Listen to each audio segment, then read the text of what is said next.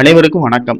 சற்று முன் வெளியான முக்கிய அறிவிப்பின்படி வங்கி கணக்கு வைத்திருக்கும் அனைவரும் கவனத்தில் கொள்ளக்கூடிய மிக மிக முக்கியமான அறிவிப்பை மத்திய அரசு வெளியிட்டுள்ளது. இதுல என்னென்ன அறிவிப்புகள் வெளியாகியுள்ளன என்பதை பற்றி விரிவாக நம்ம வீடியோல பார்க்க போறோம்.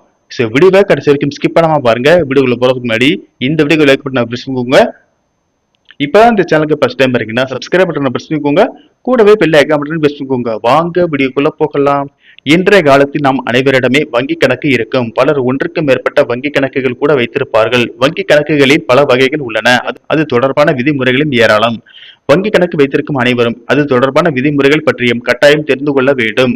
வங்கி கணக்குகள் தொடர்பாக இந்திய ரிசர்வ் வங்கி தற்போது கடுமையான முடிவை எடுத்துள்ளது. இது ஒன்றுக்கு மேற்பட்ட வங்கி கணக்குகளை வைத்திருக்கும் மக்களுக்கு அதிர்ச்சியை ஏற்படுத்தியுள்ளது. தற்போது வெளியாகியுள்ள தகவலின்படி போலி வங்கி பரிவர்த்தனையை தடுக்க இந்திய ரிசர்வ் வங்கி இந்த கடுமையான நடவடிக்கையை எடுத்துள்ளதாக தெரிகிறது. வங்கி கணக்குகள் தொடர்பான ரிசர்வ் வங்கியின் இந்த புதிய விதிமுறைகள் வங்கி வாடிக்கையாளர்களை நேரடியாக பாதிக்கும் என்று கூறப்படுகிறது.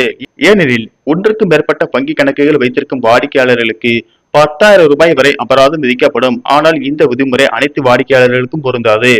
ரிசர்வ் வங்கியின் விதிகளின்படி ஒன்றுக்கு மேற்பட்ட வங்கி கணக்குகளை வைத்திருப்பது பிரச்சனை இல்லை. ஆனால் ஒன்றுக்கு மேற்பட்ட வங்கி கணக்குகள் வைத்திருந்து அந்த கணக்குகளில் போலியான பரிவர்த்தனைகள் நடந்திருப்பது கண்டுபிடிக்கப்பட்டால் இந்த நடவடிக்கை எடுக்கப்படும்.